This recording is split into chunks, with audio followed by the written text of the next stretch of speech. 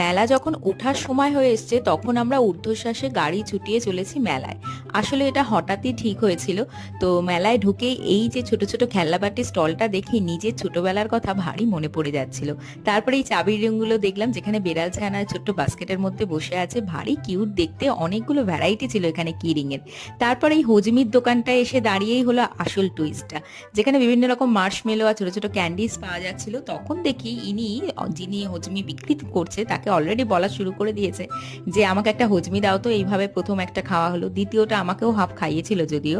তারপর আম শক্তরটা বের করো, তেঁতুলেরটা দাও, এই করতে করতে প্রায় 6 রকম হজমি সে অলরেডি খেয়ে ফেলেছে। লাস্টে হজমিওয়ালা নিজে তাকে যেচে আরেকটা খাওয়াতে অবশেষে হাত দিয়ে ইশারা করে সে বলেছে যে না থাক, আর খাবো না, অনেক হয়েছে। আর ওখান থেকে একটা বটল মাত্র কিনেছিল। তারপর কিনে আমরা আরো বাকি স্টলগুলো ঘুরে ফিরেছিলাম বাড়ি। ব্লগটা ভালো লাগলে সাবস্ক্রাইব